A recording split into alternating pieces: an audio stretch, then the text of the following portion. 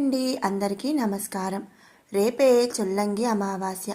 అసలు ఈ చొల్లంగి అమావాస్య ఆ పేరు ఎలా వచ్చింది, ఈరోజు ఏం చేయాలి, మరి ఈ చొల్లంగి అమావాస్య యొక్క విశిష్టత ఏమిటి అనే ఎన్నో ముఖ్యమైన విషయాలు ఈ వీడియోలో తెలుసుకుందాం.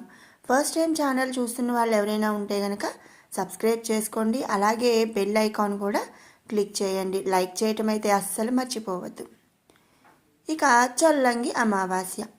ఈ చొల్లంగి అమావాస్య పుష్యమాసంలోని అమావాస్య రోజు వస్తుందన్నమాట. ఆ రోజుని చొల్లంగి అమావాస్య అని చెప్పి అంటారు.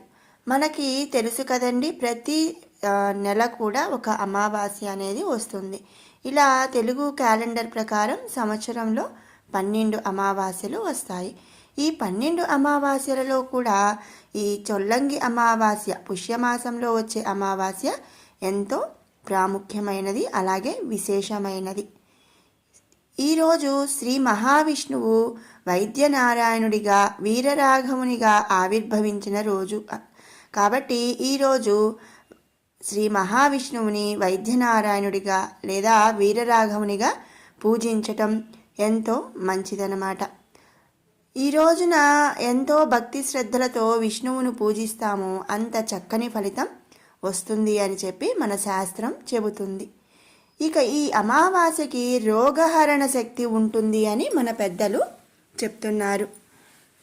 ఎలాంటి మొండి రోగాలైనా సరే ఈ చొల్లంగి అమావాస్య రోజు శ్రీ మహావిష్ణువుని వైద్యనారాయణుడిగా పూజించడంతో మన రోగాలన్నీ కూడా హరిస్తాడు అని చెప్పి చెప్తుంటారు.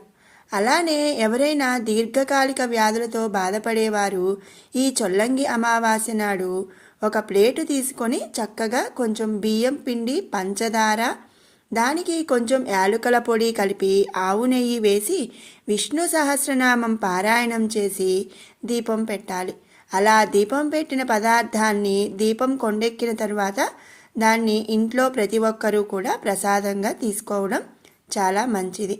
అలానే రాళ్ల ఉప్పు, బెల్లం ఎవరికి వారు ముమ్మారు దిష్టి తీసే విధంగా తిప్పుకొని దాన్ని ఒక నీటి కలశంలో కానీ నీటి పాత్రలో కానీ వేయాలన్నమాట. ఇలా చేయడం ద్వారా దృష్టి దోష ప్రభావం తగ్గుతుంది, అపమృత్యు దోషాలు సైతం తగ్గుతాయని చెప్పి చెప్తూ ఉంటారు. ఇలా ఇంట్లో వాళ్ళు అందరూ చేయవచ్చు, లేదా దీర్ఘకాలిక వ్యాధులతో బాధపడుతున్న వారు కూడా ఇలా చేస్తే మంచి ఫలితం ఉంటుందన్నమాట. అలానే భగవంతునికి నివేదన చేసిన పానకాన్ని శ్రీ మహావిష్ణువు యొక్క శ్రీ పాదతీర్థంగా తలచి అందరూ స్వీకరించాలి. ఈ చొల్లంగి అమావాస్య నాడు నదీ స్నానం లేదా సముద్ర స్నానం చాలా విశేషం. పితృదేవతలకు తర్పణలు పెట్టుకోవడానికి కూడా చాలా విశేషమైనదనమాట. పితృదేవతలకు ప్రీతిగా అన్నార్తులకు అన్నప్రసాదాన్ని ఈ చొల్లంగి అమావాస్య నాడు అందించడం చాలా విశేషం. అంతేకాకుండా భగవద్బంధువులు అందరూ అవకాశం ఉంటే ఈ చొల్లంగి అమావాస్య నాడు విష్ణు సంబంధిత ఆలయ దర్శనం చేసుకోగలరన్నమాట. ఆ రోజు విష్ణు సంబంధిత ఆలయ దర్శనం కూడా ఎంతో మంచిది. సకల దేవతా స్వరూపమైన గోమాతకు దానం అందించటం కూడా ఎంతగానో మంచిది. మరి విన్నారు కదండి, రేపు చొల్లంగి అమావాస్య రోజు ఏం చేయాలి అనేది. మీకు ఈ వీడియో నచ్చినట్టయితే లైక్ చేయండి, షేర్ చేయండి. అలాగే మరిన్ని అప్డేట్స్ కోసం మన ఛానల్ని సబ్స్క్రైబ్ చేసుకోండి. Thanks for watching.